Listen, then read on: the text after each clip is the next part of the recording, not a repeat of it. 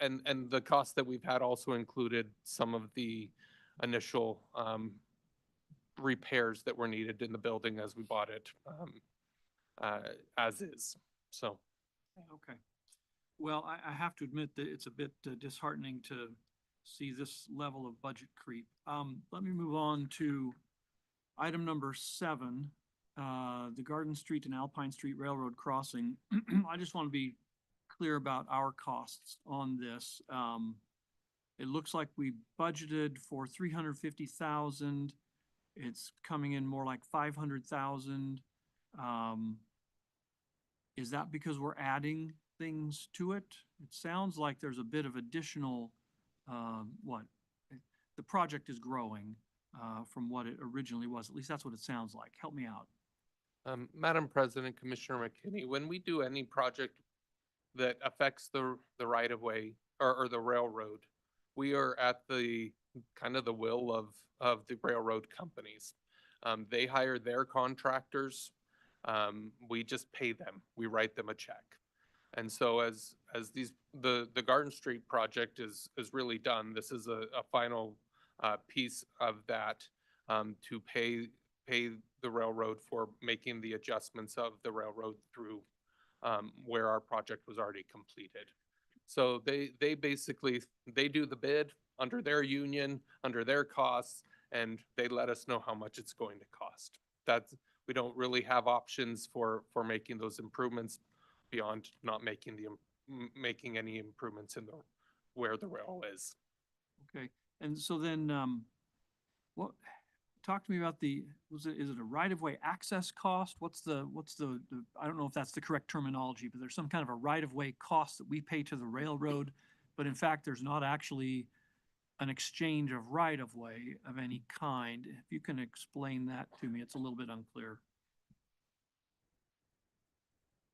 Madam President, Commissioners, Diane Bevins, Deputy Director of Projects, Commissioner McKinney. The area that we use for our road, you can kind of consider it like a lease. So when we expand our footprint to include more lanes or pedestrian facilities, we're taking up a larger footprint. So therefore, we have to pay essentially an easement price to it's $1 per square foot to the railroad. Okay, so it's like we're paying for an easement to have a wider footprint for a crossing. Yes, sir. Okay, all right. Thank you then. Okay, those are my questions, but just to mention, I'm going to request that item 6 on our consent agenda be moved to the regular agenda, so we can talk about that one a little bit. Thank you. Director. Thank you. Oh, sorry, Commissioner Goldthorpe. Mine is related to item number 3 on the consent agenda as well, and that is, I share Commissioner McKinney's concern about the budget creep. And I think we need to start looking at some of our operational expenses. I mean, there's going to be some stuff that needs to have a pretty good haircut if we're going to still complete our mission that the public expects us to and still move in there. And if we have to defer some of the improvements, that'll be fine with me. But I'm glad you mentioned that we needed to have at least one work session on this. Thank you. Mm-hmm. Yeah. Commissioner Hanson? Yeah, Madam President, I just want the main concern that I have, the people I represent have, is the consistency of service that's going to happen. It's the first time in my 12 years that we will be moving from one facility to another. And what I appreciate is the preciseness with which you and the staff has been working to make that transition smooth. And we're talking of thousands of dollars to try and remedy leaps in order to make that smooth. And the big unknown, and we've heard about this, is of course the weather. And we are noticeable when that transition isn't smooth. And we also have some major weather events. So I really appreciate the diligence with which the staff has been able to negotiate this transition from these facilities. And the worst thing would be for us to be forced to stay in our current leased facility and extend that lease and pay for that while we're also trying to make this happen, which of course was one of the reasons why we had to have a special meeting on the 30th of October. So from a perspective of, ups and downs of budgets, it doesn't trouble me. What does trouble me, as you've heard in the past, is not budget creep of those big capital projects like on Linder, which is still in the Compass plan at $5 million to $40 million, which are probably, creep is probably not the appropriate word, landslide might be. So let's put it into perspective. I think the whole issue that we're trying to deal with is provide public service in a smooth way in order to save the people some money. I was just looking as I was sorting through some old documents, deciding what to keep, what not to keep, of our discussion 10 years ago of building on this site. And we've already talked about that. The cost of that was enormous. There was a couple people wanting to move forward with that big price tag, but I think that was one of the wisest decisions. We held off doing that. And so from a perspective of this transition, which is always never easy. When you move house, it's never easy. Never, never, never. When it's all done, then you just forget about it. But I just want to thank the staff for being especially cognizant that it's the public we serve and that there can't be a break in our public service as we move from one facility to another. Thanks for that, Commissioner. Thank you. Thank you, Madam President, Commission. We hear you, full transparency on this, and we will come with a work session with all the details. And I can also assure you, we are looking detailed at the budget and looking at our operational costs to make sure that we can continue our capital program as identified. First, I'm going to turn just a brief moment over to Mr. Justin Lucas, if you pull up the presentation. This morning, we had the opportunity and were invited over to ITD to receive an award. Well, Commissioners, thanks for this moment to recognize some great staff and a great partnership. As the Director mentioned this morning at the ITD Board meeting, ACHD received a Gold Award for their annual Excellence in Construction Partnering Program. This award was presented to Capital Paving Company and ACHD with our work on the Lake Hazel and Maple Grove roundabout. You'll remember the construction of that project had some significant challenges related to informal detour routes through neighborhoods. The team here at ACHD, in coordination with Capital Paving, found a way to accelerate that project and get it done months in advance. And it really made a difference to the neighborhood. This is one of the main reasons we received this award. I just do want to briefly recognize the work of Diane Bevins, Dale Caparis, our district engineer, Katie Porter, our construction supervisor. Nick Wheeler is one of our construction coordinators. Andy Coleman was the construction inspector on this project, and Tanya Converse was the project manager. So that was the work of these people that made this happen, and it was nice to be recognized by ITD this morning. So thank you very much. And we thought you'd like to see their smiling faces Yeah. there. So that was this morning. It's always fun to see the team recognized for the great work that they do. As we continue to focus and really reemphasize here, Commission, our emphasis is always going to be on building and serving the public in that way as we do it together, safe and more. This last week, we had the opportunity to host the neighborhood associations throughout the valley for our neighborhoods in the know. At that meeting, we presented to them the speed management policy update as well as our winter operations. Had great questions and great comments and feedback, but just want to let you know of that successful event that occurred this last week as we continue that outreach and preparation for those two major events coming over the next month or so. We also hosted our Communications Connections. You've got some smiley faces there as well. We hosted all the school districts, the other government agencies in the area, and presented again on our winter operations and how we can coordinate together to serve the public through the winter and whatever it brings. So always fun to get people together. We hosted it here and have a fun little photo there for that. Commission, we've been doing a lot of number crunching, and so I'm gonna, instead of all the pictures that I typically show, share a few numbers with you.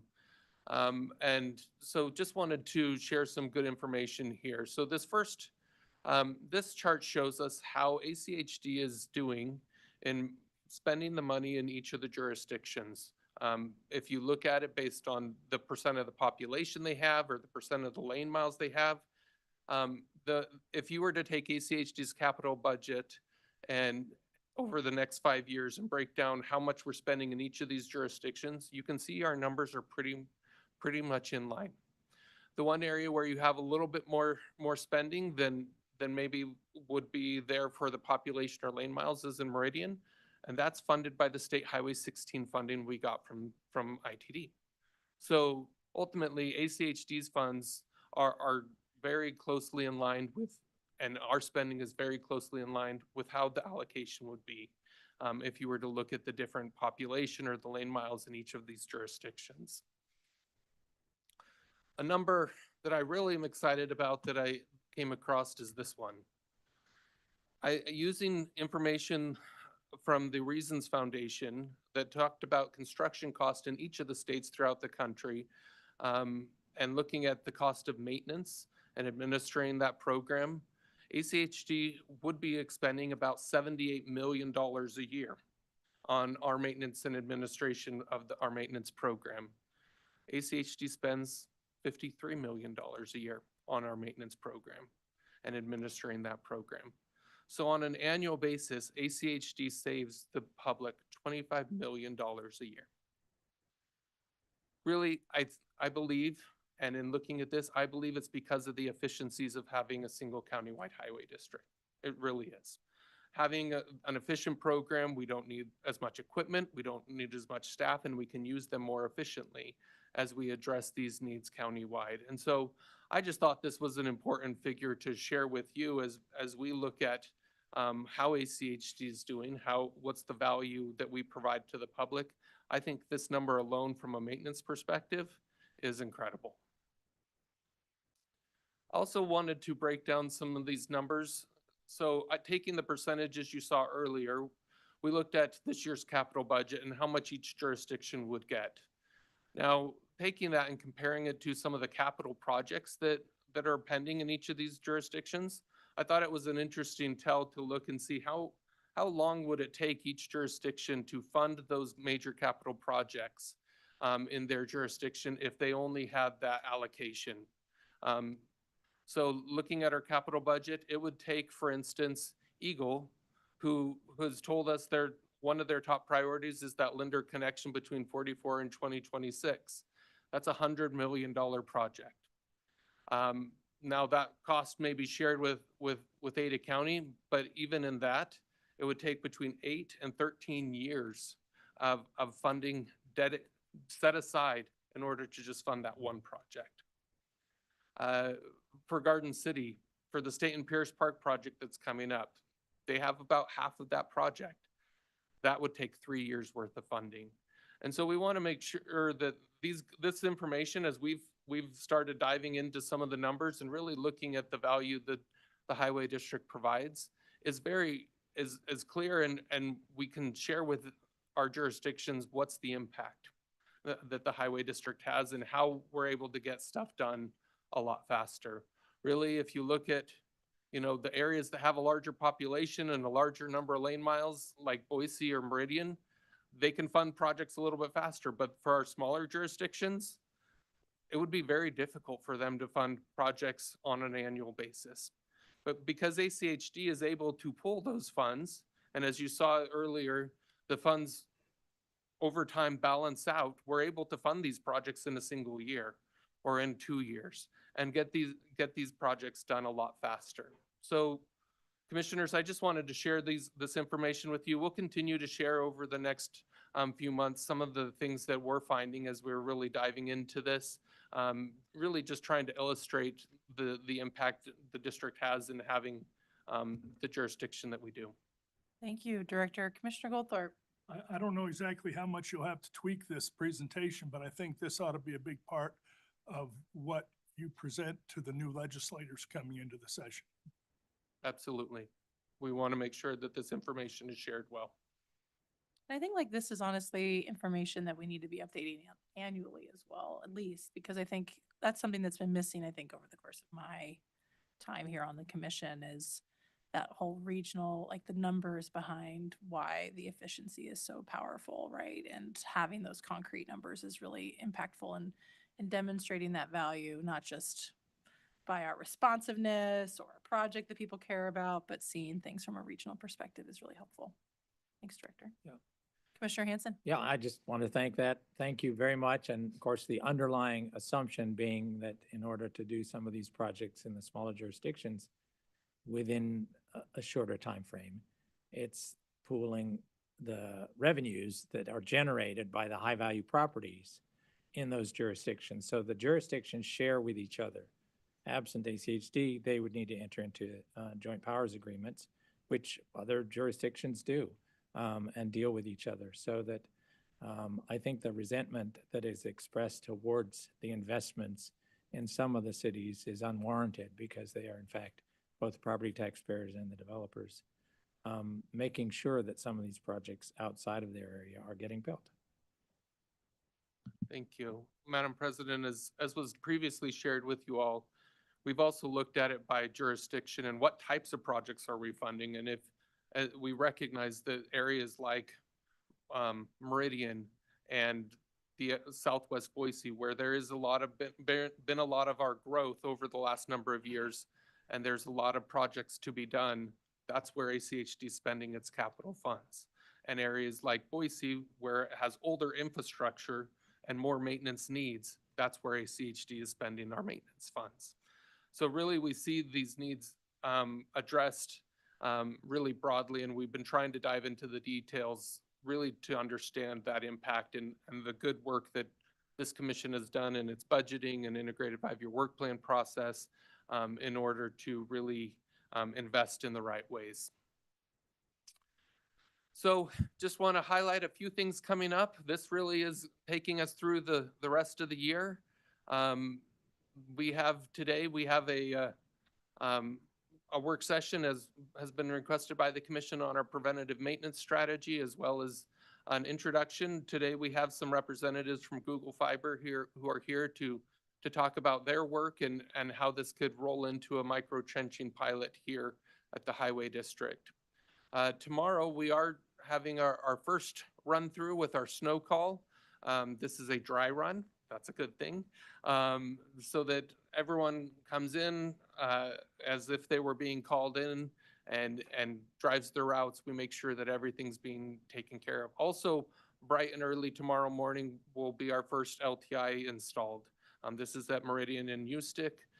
This is the program presented to you all last week, where we can allow that through traffic to go at the same time as while the LPI is holding back that right turning vehicle. So we're excited to have that kicked off, and we'll present to you the results as that continues. It's already noted our joint meeting next week at the City of Boise at 1 p.m. And we will make sure that agenda is shared with you as soon as it's finalized. Want to just highlight that there are no more commission meetings in November. Our next commission meeting will be December 4th. We're excited to have that. And then on December 11th, we will be having our last commission meeting of the year, as well as a farewell for Commissioner Hanson as he has his last meeting. So invite you to take plan for a little extra time that day so we can celebrate with him the good work he's done over the last 12 years. We'll just move it if there is a snow day. We'll just move to a different location. Exactly. No excuses. Is it going to be like a roast?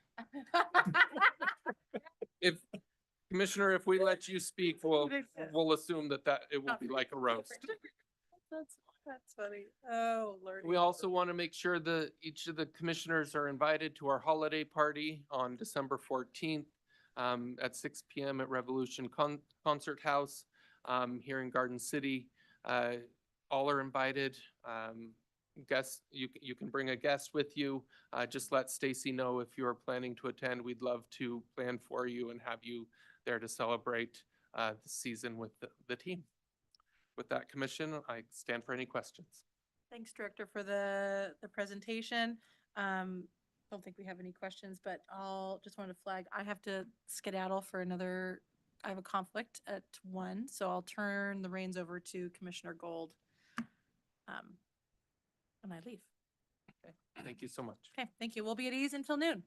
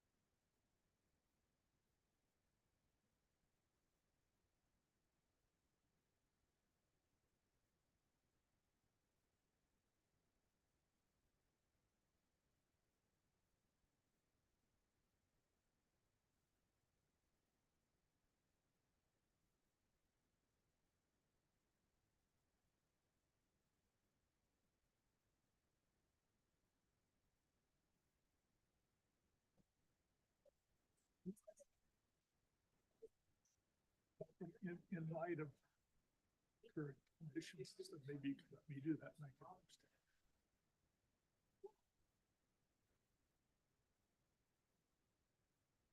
Yeah, I know. All right, it's now 12 o'clock. I'm going to go ahead and call the meeting to order. Welcome everyone that's joining us here in person and online. Please join us in standing for the Pledge of Allegiance.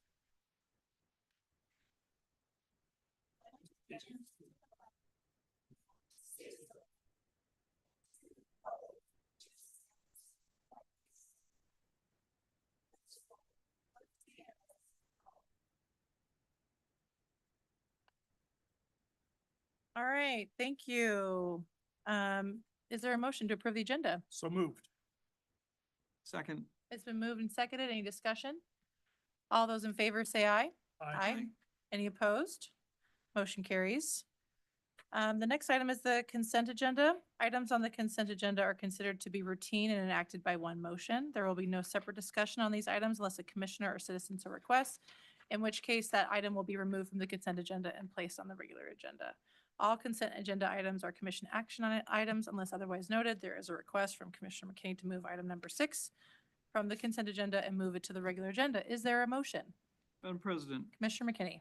I move that we remove item 6 from the consent agenda and move it to the regular agenda and approve the remainder of the consent agenda as presented.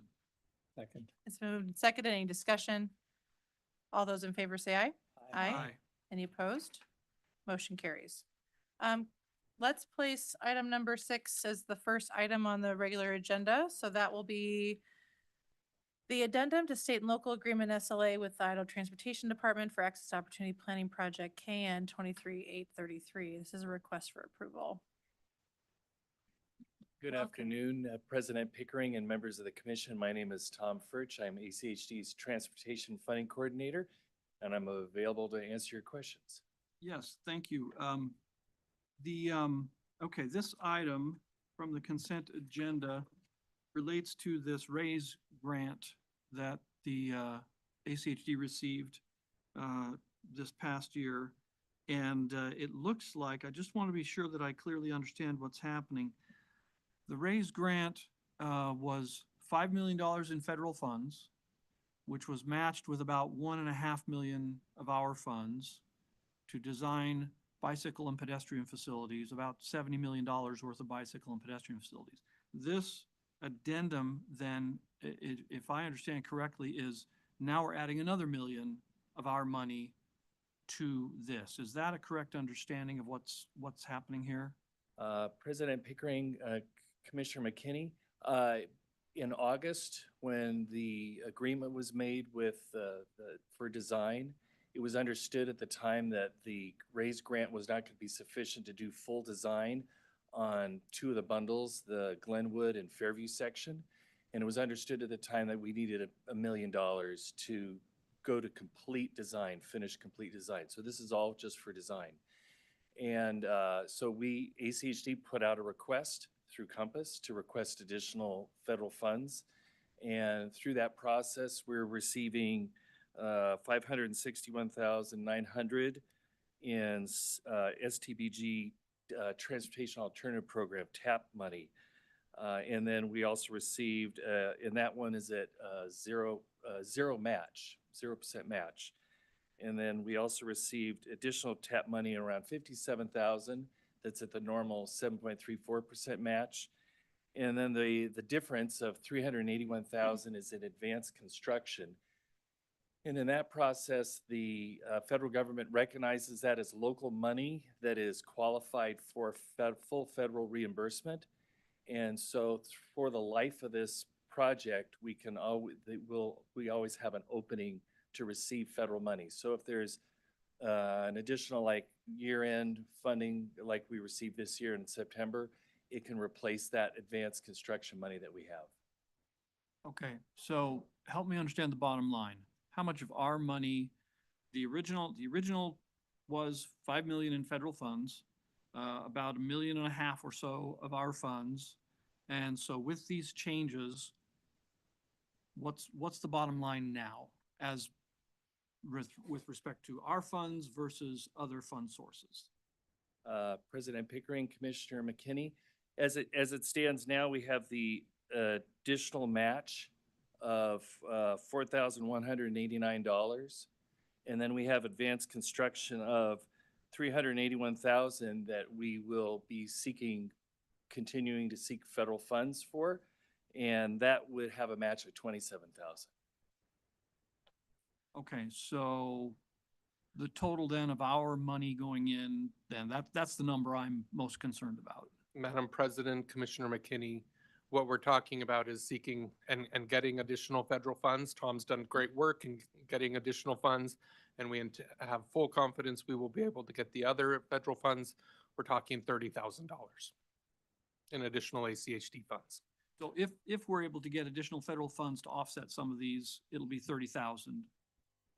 Is that what you're saying? Madam President, Commissioner McKinney, what we're asking you to approve is additional federal funds.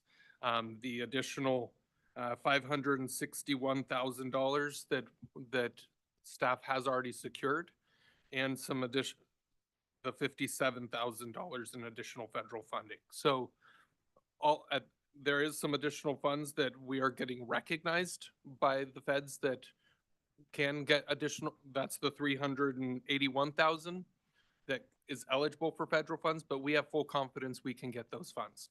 So at this point, we're saying $30,000. So bottom line now, our match money of about 1.5 million, Mhm. we're adding about 30,000 to that Correct, if all goes well. correct. And if we're on it, not able to, then that's 381,000 that we're Correct. talking about if we can't get offsets for that. Absolutely. Okay. All right. Well, that's what I want to know. And I have to admit that, and I expressed my reservations about this, this project in the beginning, given that it sounds great to get, $5 million in federal funds, but it requires us to pitch in several million of our, at least 1.5 million of our own money to design $70 million worth of bicycle and pedestrian facilities, which don't have any funding source. And I was concerned about that. So in any case, I still have those concerns, but I appreciate the clarification of what the numbers are. Commissioner Goldthorpe. I will once again go on the record as stating how much confidence I have in Tom's ability to find those funds. I joke every once in a while that we should put him on commission. And I don't mean sitting up here either. Unless someday he's crazy enough to want to do that. But I am just absolutely ecstatic and appreciative of all of the efforts that I've witnessed from him in the last 10 years. Commissioner Hanson. So, Madam President, I just want to clarify, I also want to also thank you, Tom. The opportunity, there's not very many places and opportunities to get such a generous match from federal funds. I wouldn't call it our money, it is their money. That neighborhood has generated through their property taxes a lot, and there's been minimal investment in those neighborhoods to keep them safe, much less than in other areas. And that's why the whole criteria for the RAISE grant was where those areas where there's been less investment, where kids are not as safe. And this is towards building some safety and investment in those areas. Just want to reinforce that. And I'm looking forward to that. So also, I'm kind of glad this is on the agenda because the next item is the impact fee report. And there's a list of projects that total over $10 million.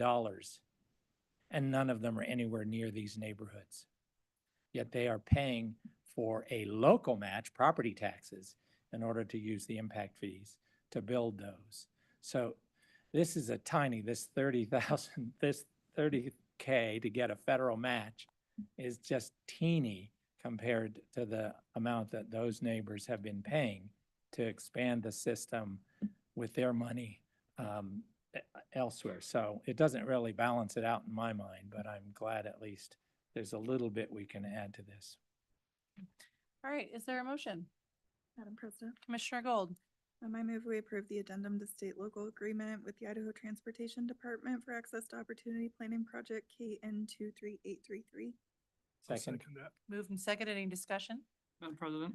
Commissioner McKinney. Let me just say that, I recognize that this by itself is not a big issue, and so I will, I guess I would say, since it's a small item by itself, I will vote for it, but I still have my overall concerns about this, this entire, project. Thank you. Thank you.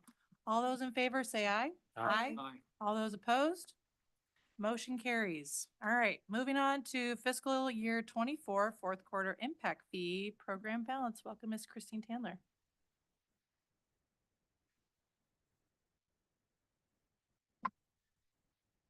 Good afternoon, Madam President. For the record, Christine Tandler, Budget Manager at the Highway District. Again, this is just an information briefing on the FY24 ending balance for the impact fee program balance. We began the year at 9.4 million, collected about 24, spent about 24, ending the year at $11 million in a program balance for regular impact fees. Main projects are listed here. Lake Hazel, that should say Hazel, Maple Grove. Linder, Overland to Franklin, that's a lot of the right-of-way related purchases there. Extraordinary impact fees, we began the budget, the fiscal year at about 3.3 million and ended the year just shy of $4 million, most of that funding being in the West Foothills area. In accordance with the amended ordinance, 2331, resolution 2331, program, balance of $11 million. I will stand for questions. Thanks, Christine. Commissioners, any questions? Okay, Okay, thanks. thanks, Christine. All right, we're going to move into public communications. Is there anyone that would like to address the commission at this time? Yes, sir. Come on up to the microphone. Please state your name and address for the record, and you'll have 3 minutes. Yes, sir. And there's going to be a little timer there too.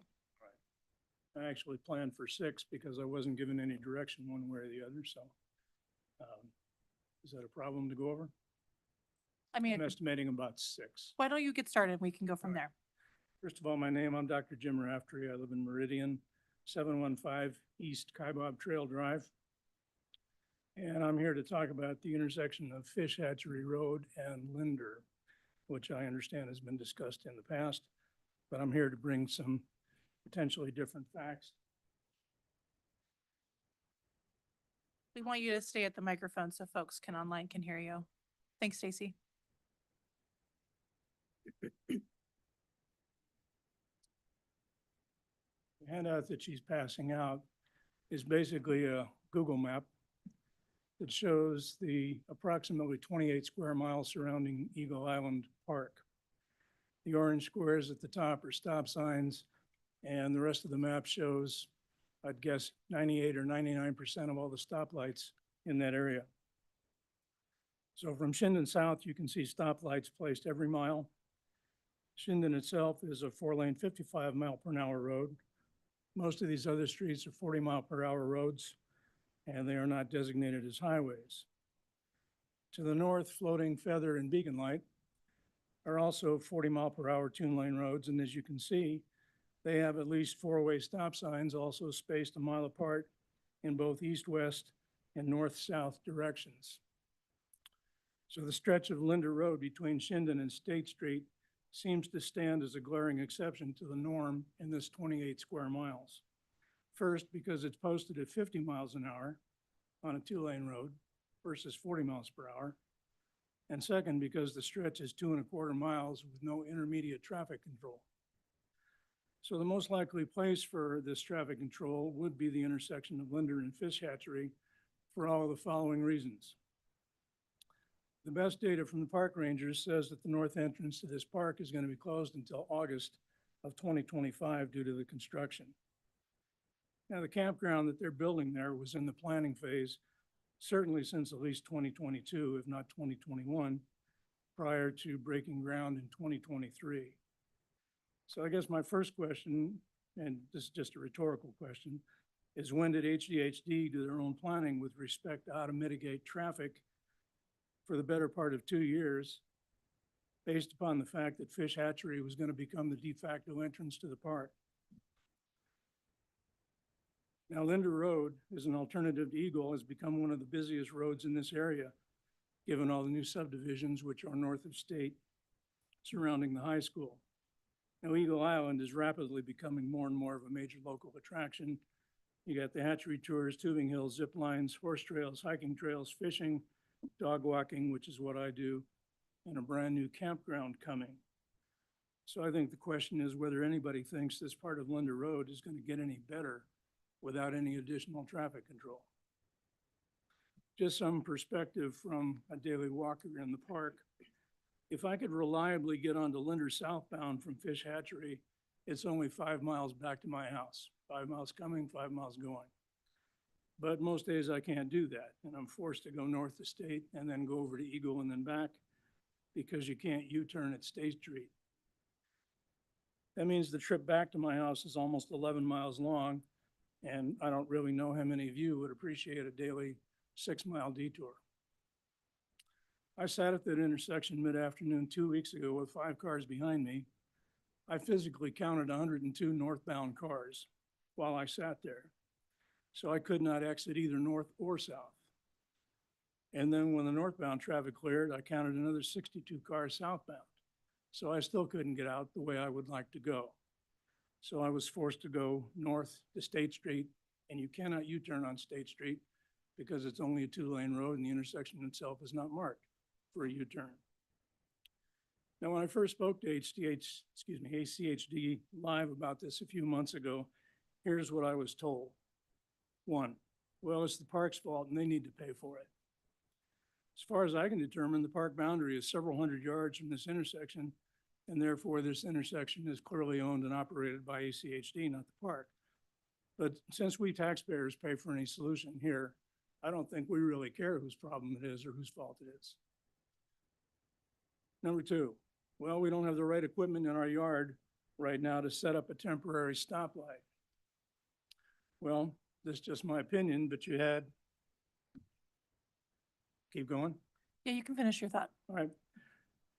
We don't have the right equipment in our yard now to set up a temporary stoplight. Well, you had since at least 2022, if not 21, to plan for this. And I don't know how long it takes to get the right equipment in the yard, but there's no shortage of companies that rent temporary stoplights, be it Uline or OCMG or OMJC or Street Smart. And number three, they told me that the north entrance would only be closed until October 11th. You all know that came and went. And now the Rangers are saying that it's going to be closed until at least August of 2025, with the exception of special events like the Bob Furman cross-country races. We got 3 more short paragraphs.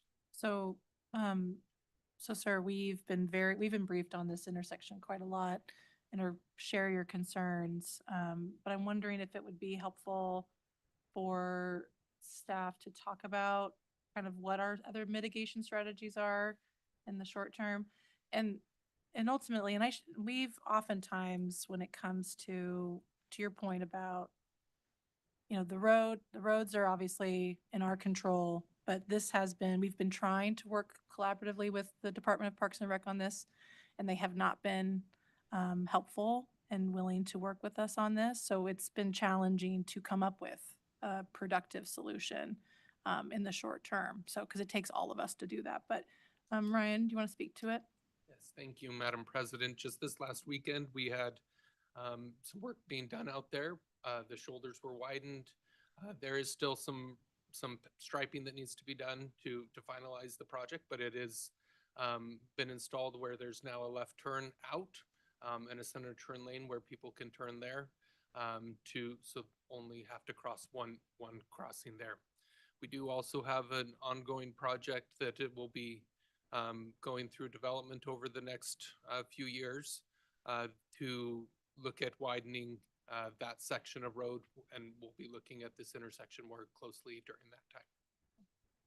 Madam Commissioner President? McKinney? Yeah, is it Jim? Yes. Okay, I'm very much aware of this situation, and I've spoken with Doug Foote. Do you know him? I don't. Okay, he lives in the area as well.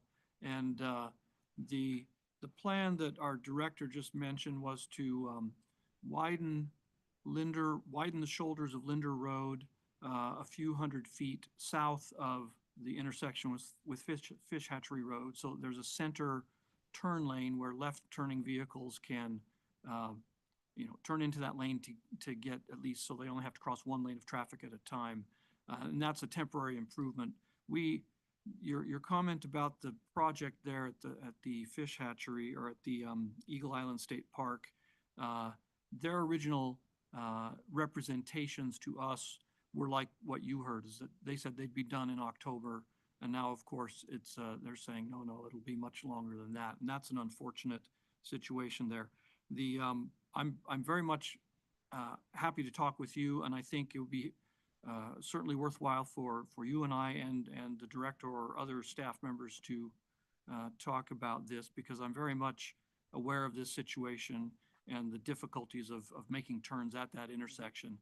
And it's something that I recognize and certainly agree needs to be addressed as soon as possible. So thank you for coming in. I appreciate your comments. I can make one more comment. I drove by that intersection on Monday afternoon because I understood that there was a project in working phase. that represented about $49,700 of taxpayer money for just asphalt paving. Um, There was no noticeable work by Monday afternoon. I took a video of it. I don't know how far they've made it since then. But let's say that they make a right-hand asphalt turn lane so that I can pull into that asphalt turn lane to go north. Well, if 102 cars are coming, I'm still going to sit in that asphalt turnout lane for 102 cars. There's just no getting around it. Thank you. Well, and I think we can certainly discuss the various alternatives and what's being done. So thank you for Right. your input. Mike, if you want my contact information, can I leave that at the desk? We can talk here in just a couple minutes because we're going to be adjourned here in a moment. We can take a Alright. brief break and you and I'll I be in the can back then. discuss it. Thank you. Thank you. All right, is there anyone else that would like to address the commission? Anyone online, Miss Stacy? Okay. All right, well, the meeting is adjourned. Did you need Can we 5 take minutes? 5 minutes? Sure, Yeah. we can do that. Thank All you. right, we'll reconvene at 12:27.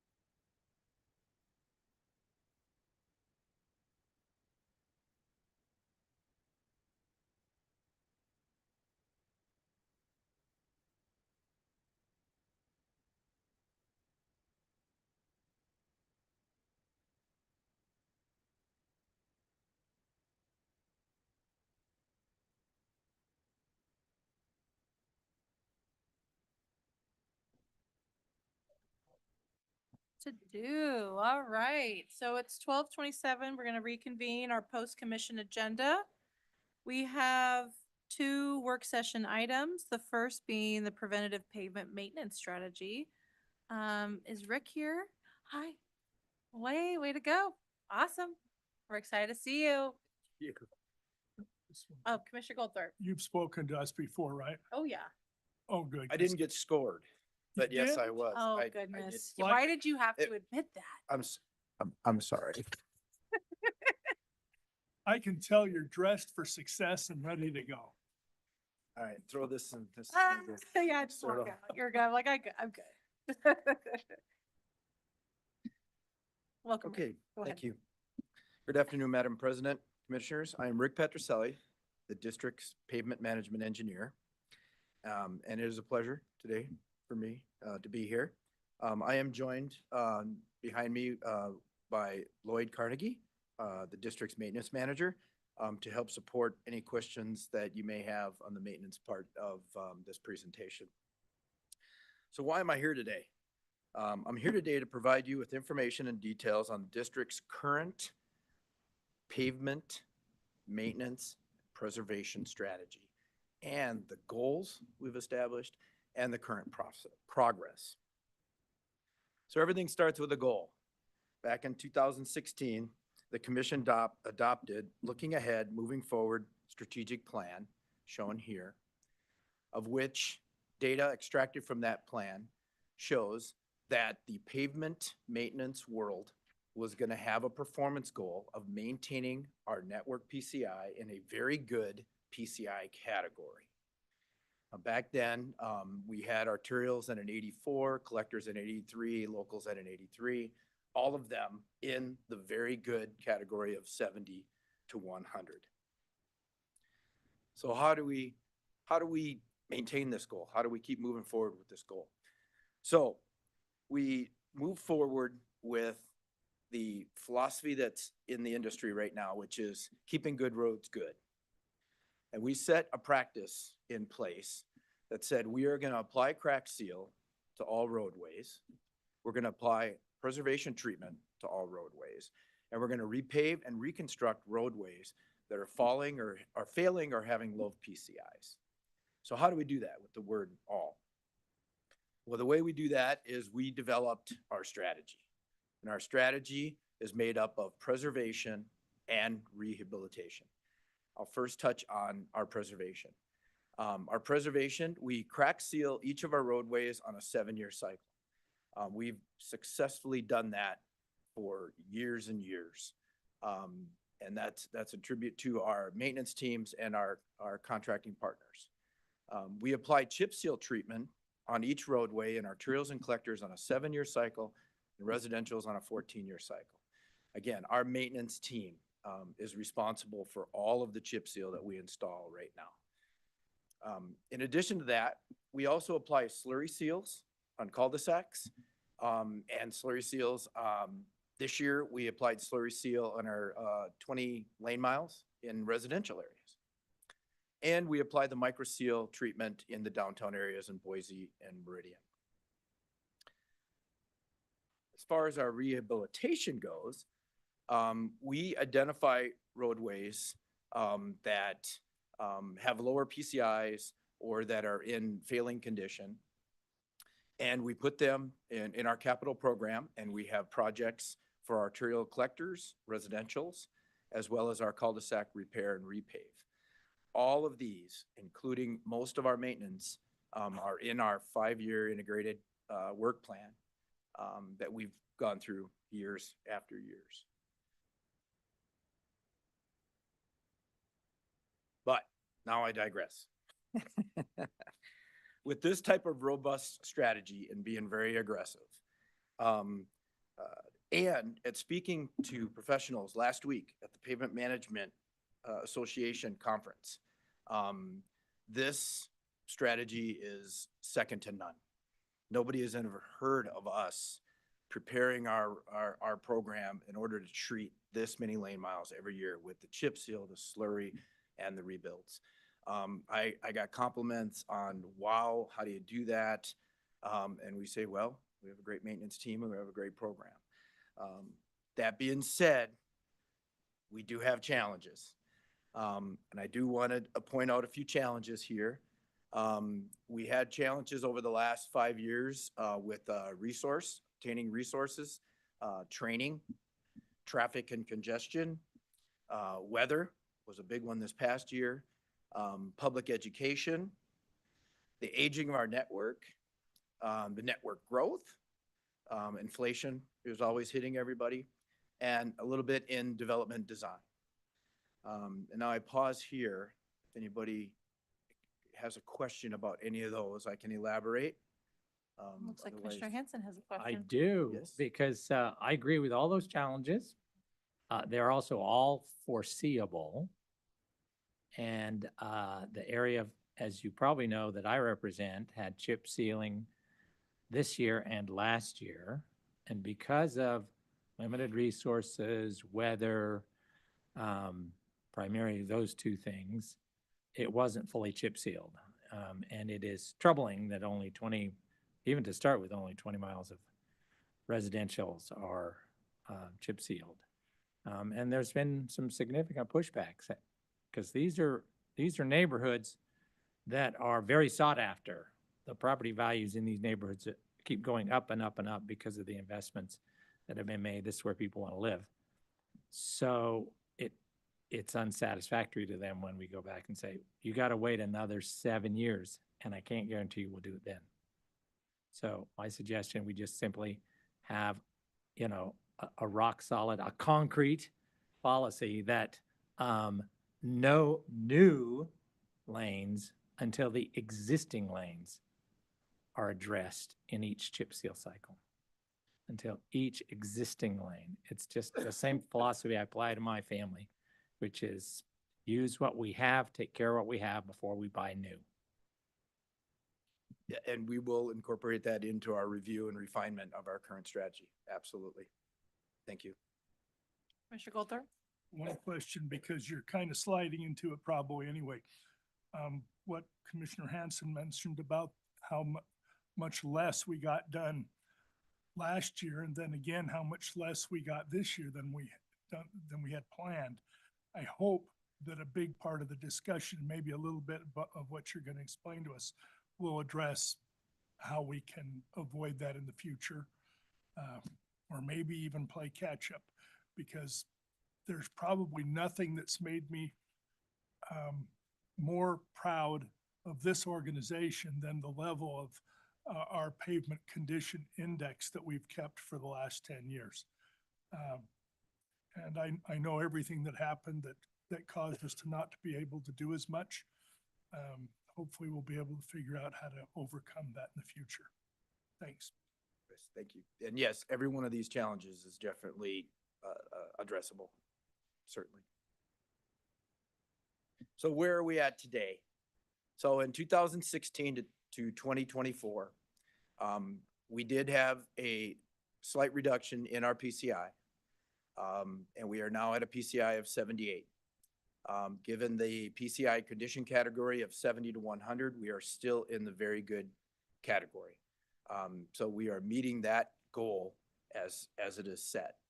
However, on the lane miles, in 2016 to today, we have increased our network by over 500 lane miles, which again, also adds to the reason where we need to look at this strategy. We need to look at what can be done. Where else are we today? This is the discussion that the commissioners mentioned today about the chip seal. Since the COVID 2020, we have had a reduction in the amount of chip seal that we have applied. We have supplemented our chip seal with slurry seal in those last 5 years. So we have received some additional treatment using the slurry seal.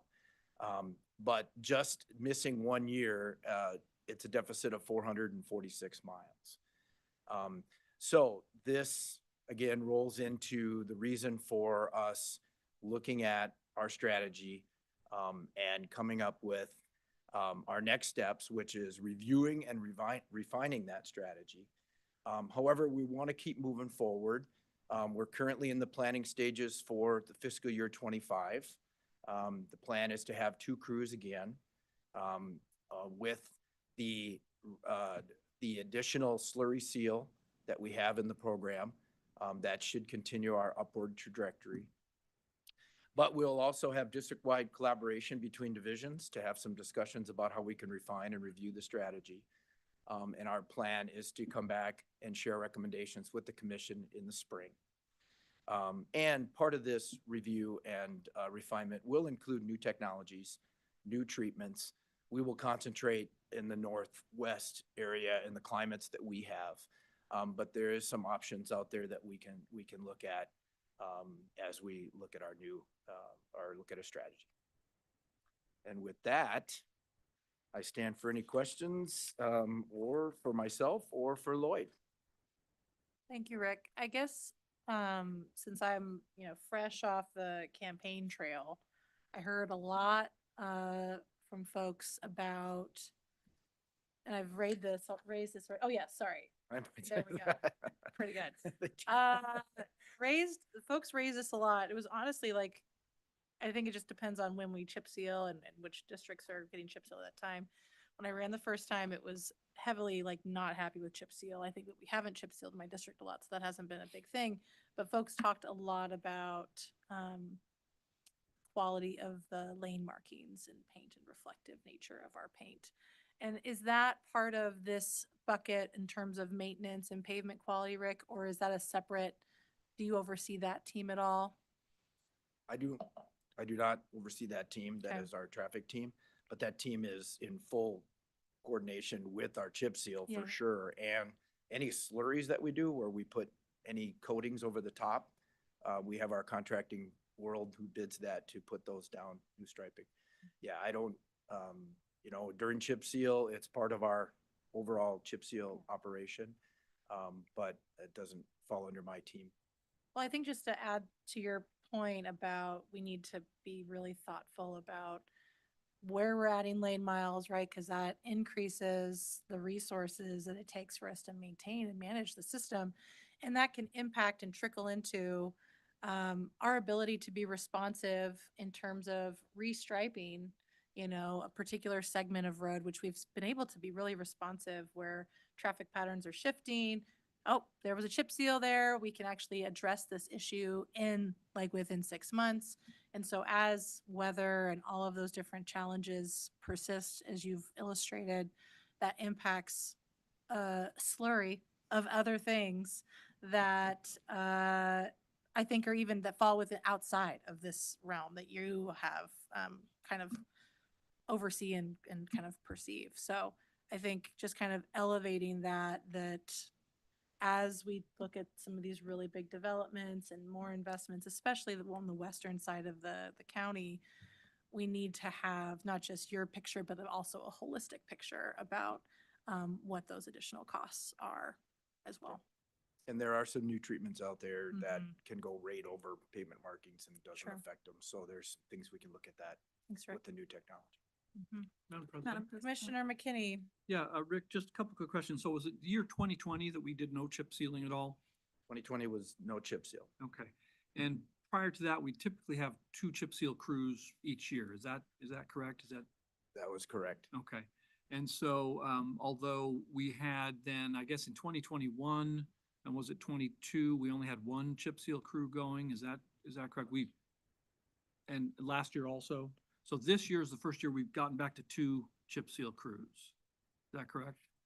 For the record, Lloyd Carnegie, Maintenance Manager, President, Commissioner McKinney.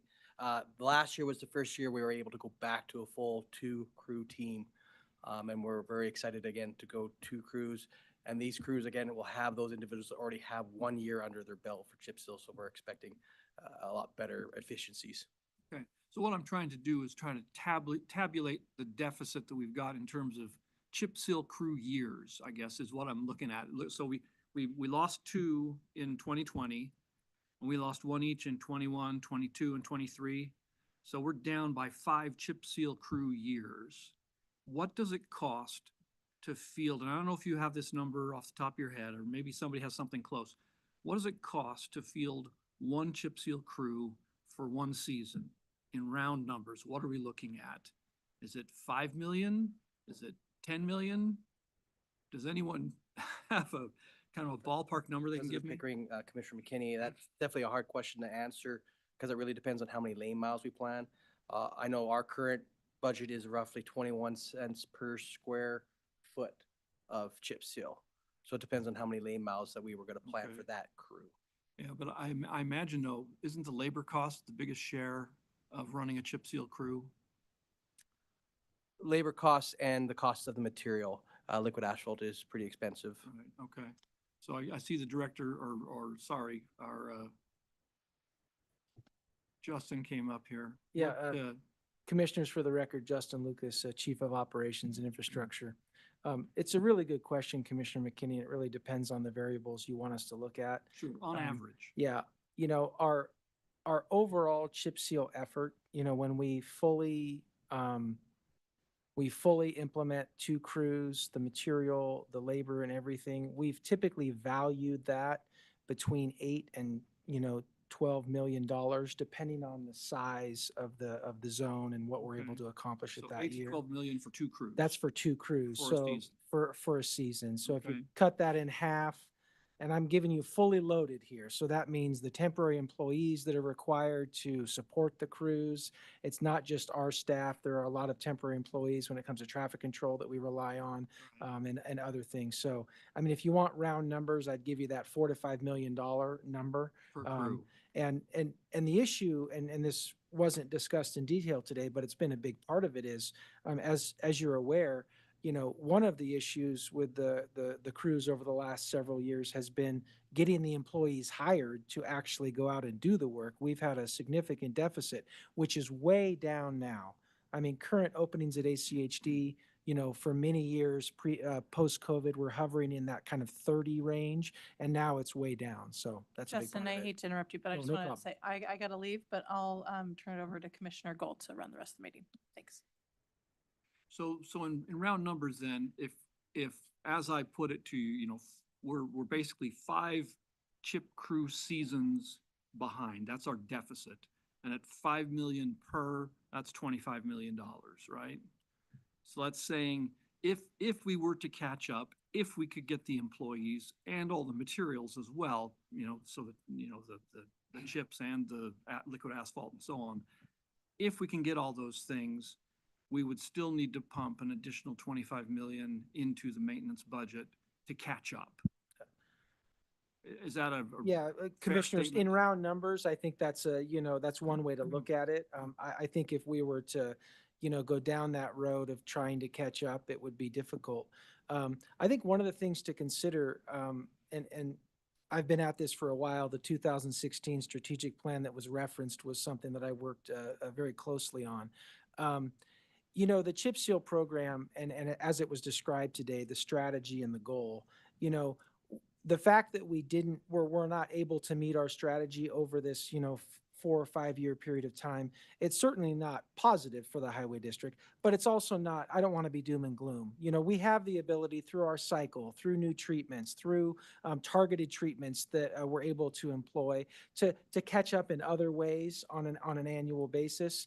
But that cycle of our crews going zone by zone, we didn't want to completely disrupt that because it's not just the effort, it's also the timing. We want to get as much of those roads on that 7 or 14-year cycle as we can.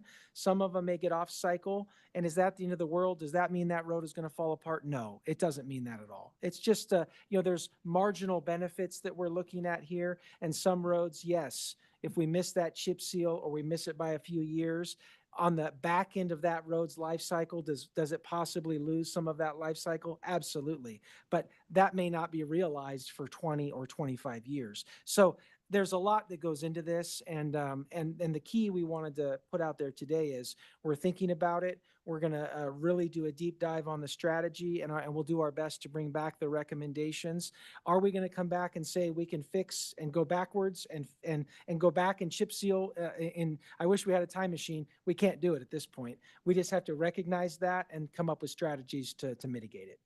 Right, no, and I agree, and what I think, speaking for myself, but probably also for the other commissioners, what we hope to see is a sort of a comprehensive plan for how we're gonna approach this to get back as far as we can, to see what we can do and what it's gonna take to do it.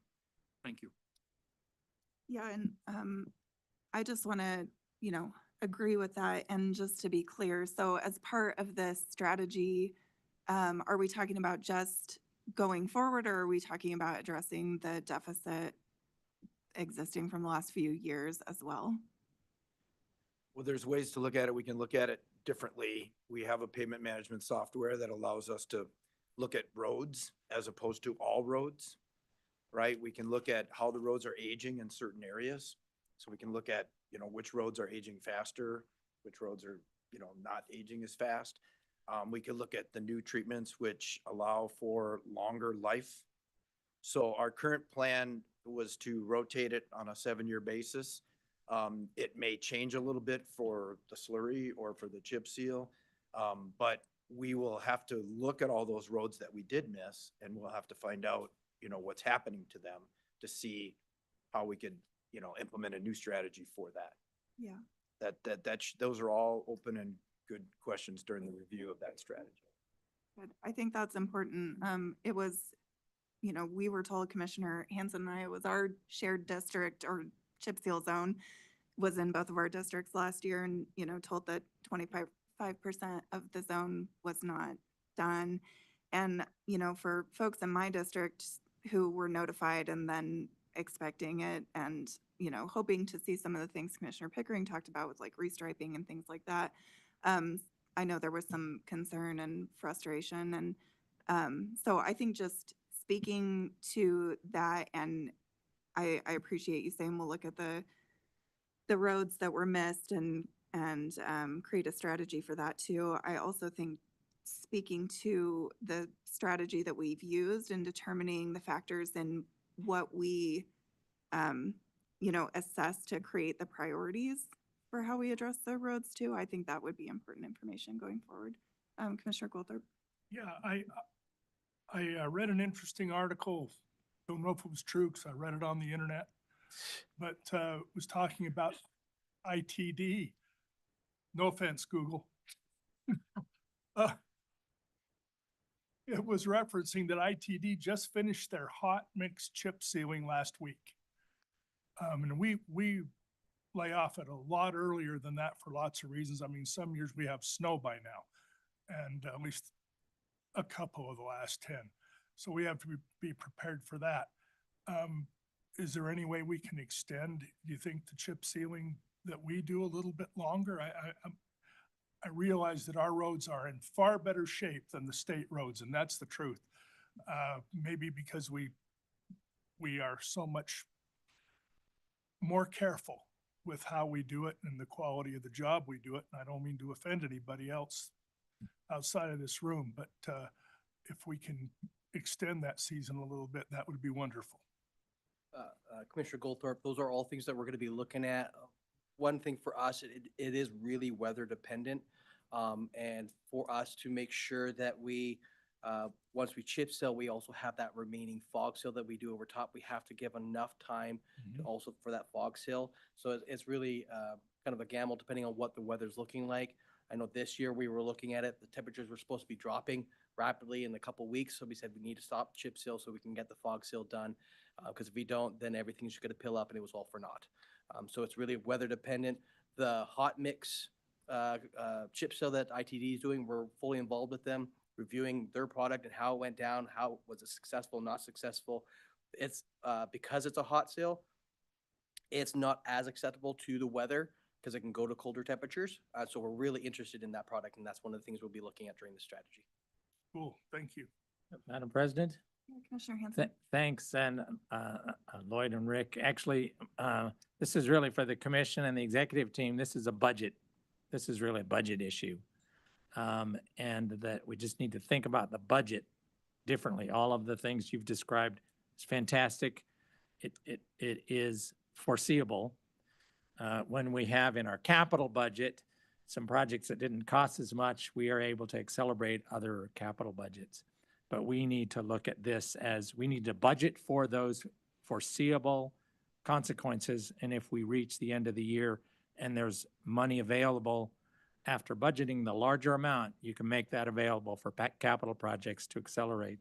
But we have to approach this as a budget issue because that's where the money's coming from. Our taxpayers who, as you know, are noticing that we are leaving out a significant portion of the roads in order to move forward on other capital projects to expand and add more lanes. So I think it's a budget issue first and foremost, and I hope that the executive team, as they develop the budget for the next year, does that and figures out a way in which if there is surplus, because all those consequences, the weather, the availability of employees, et cetera, all comes together in a way that we have a surplus from our maintenance program. We can then move those over and accelerate projects that add lane miles. But operating as if they're completely separate budget items, I don't think is sustainable.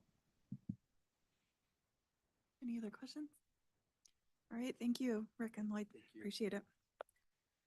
All right, that moves us to the final work session. It's a micro trenching pilot with Google Fiber. Christy Little, and then I know we have some folks from Google here as well.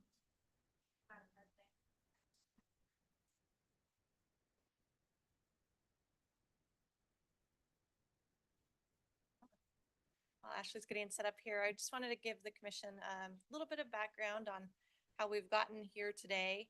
So you'll recall 3 or 4 years ago, with your approval, we formed our fiber inspection team as part of my department, just due to the increase in broadband coming to Ada County. So about 2 years ago, the city and Ada County approached us and brought Google to the table, and conversation really kind of started with how can we change ACHD's policy about how we deploy broadband in the ACHD right-of-way, which includes how deep it needs to be, where within the roadway it can go relative to other utilities. And at that time, ACHD we weren't really interested in pursuing a change to that policy, just because of the impacts and potential conflicts with other users of the right-of-way. After that time, then Crown Castle came to you and requested a pilot project, which they've just completed, and that was very positive. And so this summer, the city and county asked us again to re-engage with Google Fiber, and they've brought some interesting new perspectives to the table, which our team is excited about. So we're, again, not looking at an overarching policy change. This would, if the commission is favorable, then this would be an agreement that we would have specific with Google Fiber. So the information presented to you today by the Google team is not the in-depth technical requirements, but meant to be more of an overview. And if the commission would like staff to then move forward and pursue an agreement, that would be our next step. Thank you. All Welcome. right. Thank you. Commissioners, I appreciate the opportunity to speak directly to you today. As mentioned, we've been engaged with ACHD staff and other city and utility stakeholders in the region since 2022, and it's my privilege to formally introduce ourselves. My name is Ashley Church, Regional General Manager for Google Fiber. I'm here alongside some of my colleagues. We've got Alberto Garcia, our Government and Community Affairs Manager, Jason Overall, resident of Ada County, and our outside plant technical operations manager, and Jacob Gerber, our expansion partnerships lead. We're here today to introduce you to Google Fiber, who we are, what we offer, how we operate, and what it would entail to bring our services to the residents of Ada County. When it comes to the internet, Americans have been underserved and overcharged for far too long. It's G-Fiber's mission to change that and provide customers more choice in where they get their internet access. We are a customer-centric company, and I'm sure you hear that from many others. So I like to let our customers do the talking through the various awards we've won as Best Internet Service Provider, Best Value, and most recently, our second JD Power Award for #1 customer satisfaction for a residential ISP. For our residential customers, we offer 4 products today: 1, 2, 5, and 8 gig at $70, $100, $125, and $150 per month. The benefit of fiber to the home is that these speeds are symmetrical, meaning you get the same speeds for downloads and uploads. Our 1 gig product at $70 is our flagship. It was $70 when we launched in Kansas City over a decade ago, and it's still that price today. We also focus on small to medium-sized businesses with 2 offerings available, 1 and 2 gig at $100 and $250 per month. We stand by our uptime commitments and have service level guarantees of 3 nines, 99.9%. Automatic credits are applied if we fall below that threshold. We also keep our pricing and billing as simple as possible. No surprises or unknowns on the bill. Those prices include everything you need to get the internet to your home: equipment, installation, construction, repairs when needed. Additionally, there's no gotchas, no monthly contracts that you're locked into, no promotional pricing, no rental fees, no data caps. It's our goal to earn our customers' business each and every month. And while our goal is for these residents to choose us as their next internet provider, we believe that increased competition in a market makes all providers step up their game for the residents, ultimately leading to better prices, speed, and customer service. In Mesa alone, download speeds jumped 50% in the first year. We have an expansive footprint spanning 19 states, over 100 municipalities and counting, and we are in a moment of momentum. And we're no stranger to the state of Idaho. We signed right-of-way license agreements with Pocatello and Chubbuck in Q2 of last year, and a few months ago, we began providing service to our first customers. As I mentioned, we are a customer-focused company, and that starts from the very beginning, before we even begin construction. We take a partnership approach in our build-outs, working closely with staff and other utilities in the region to find the right method for building in a particular area. We understand a large private capital project of this size could strain existing staff's resources, and one thing we've discussed with staff is helping to support those needs through the construction process. Our goal when selecting the best deployment method is to be as quick and non-disruptive to residents as possible while we build, with long-term operations in mind.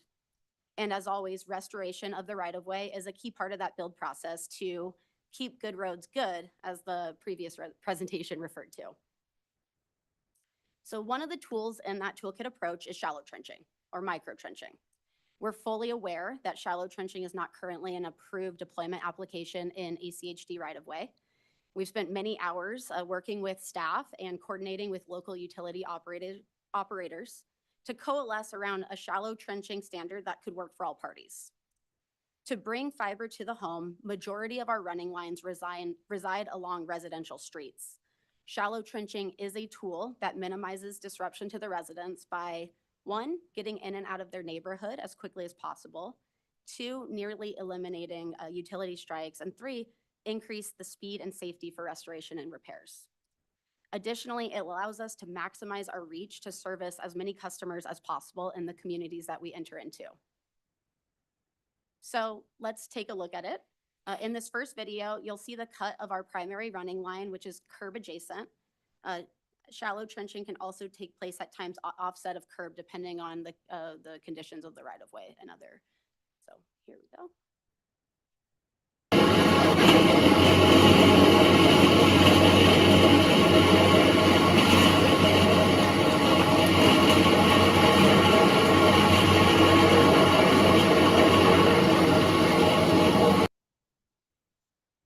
And in the second video, you'll see the installation of our backfill, the flow fill.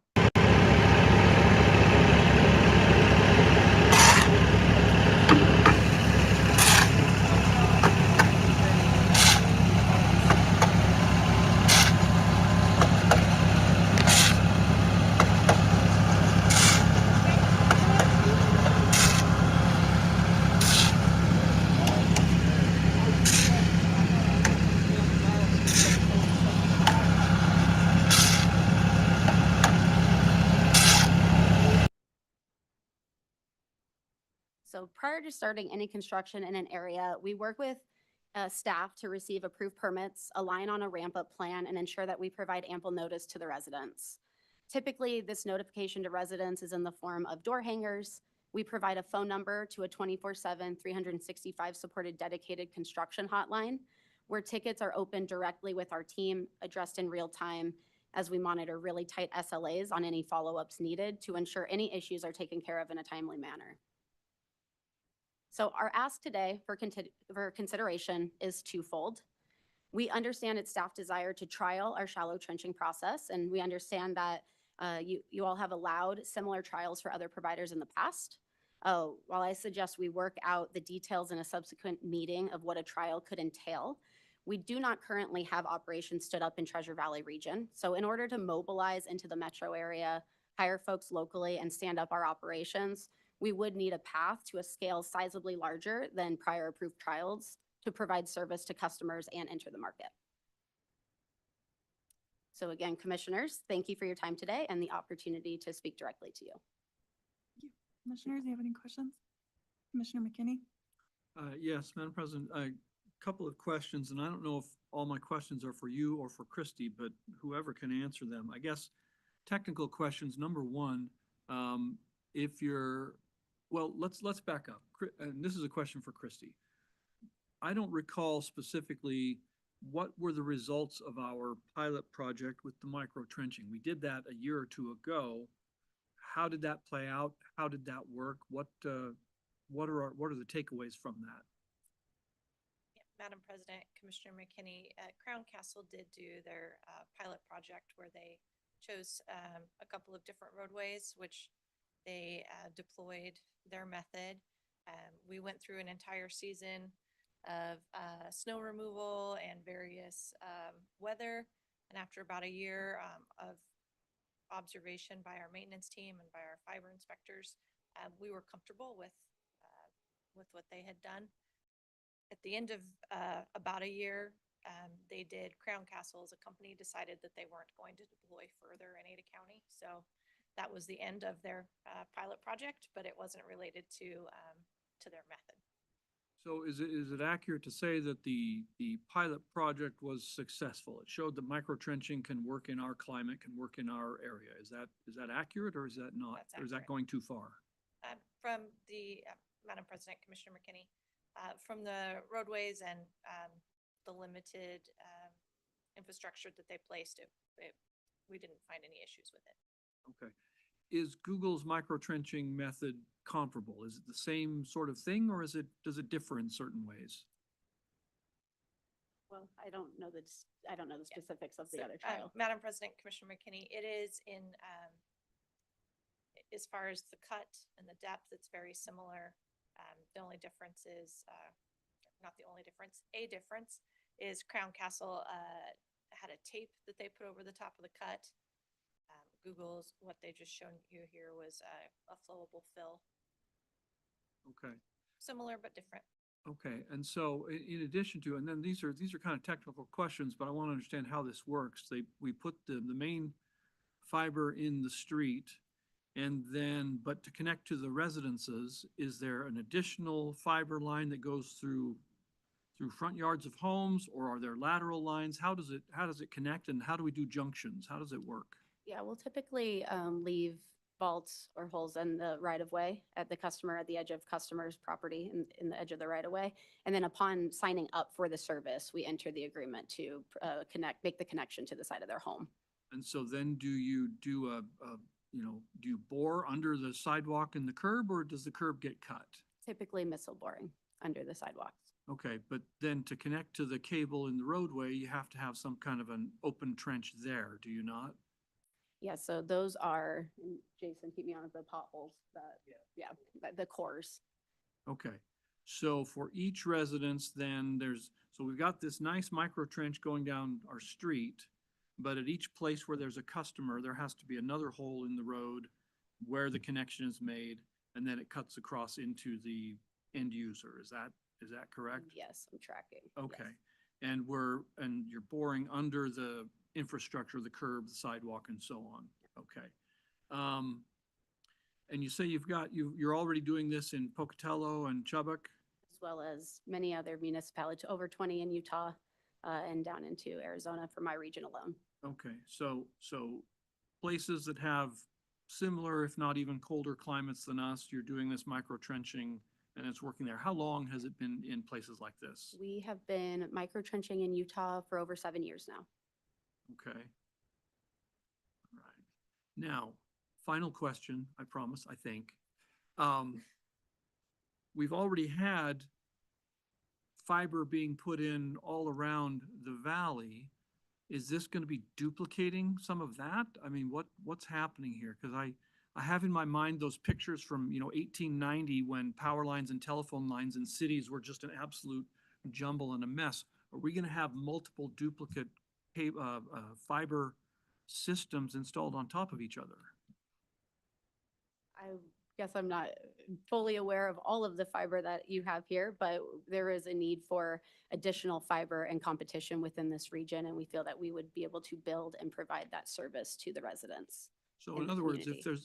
if there are neighborhoods, and maybe Christy knows this, if there are neighborhoods where fiber was put in within the last few years, you may be coming back and installing more fiber, and so now we've got two different, it's like having two different water systems put in where you can choose the flavor of water you want, but that's the kind of thing that municipalities generally like to avoid. We want to have, single providers. That's why we don't have multiple different power companies or water companies and so on. Are we going to end up with multiple different fiber providers in the same neighborhood throughout the valley? Madam President, Commissioner McKinney, we already have some of that occurring. I know our friends at the city and the county will say that the more fiber, the more broadband available, the better. Okay. Because of the part of it has to do with the price point and making it available for more users, which is a benefit to their communities. Some of a lot of the fiber work we're seeing now with some of the companies that are in town, they're building big fiber backbones, so to speak. And so they're the way that they are bringing fiber into neighborhoods is different than maybe how Google would do it. Additionally, what was my other thought there?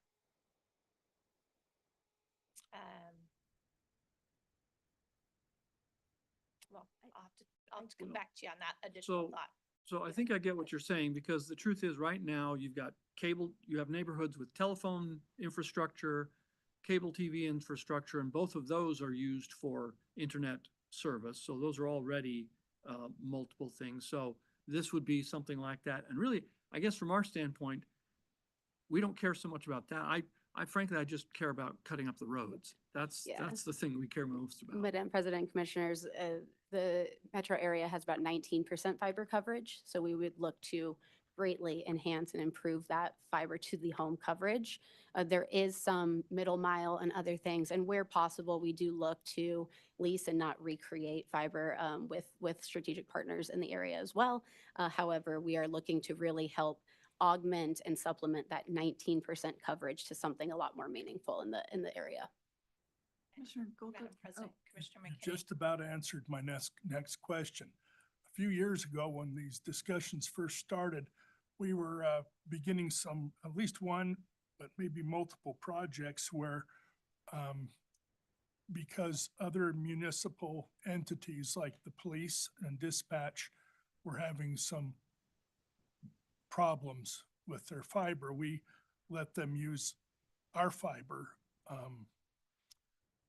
Maybe not the fibers themselves, but the facility. And when we were like, example, and Steve, you correct me if I'm wrong, just nod your head, you don't have to get up. See, so he's already saying I'm wrong. We put in enough of a facility for fiber in some of these projects that we could share that space. And that's still true? No, okay.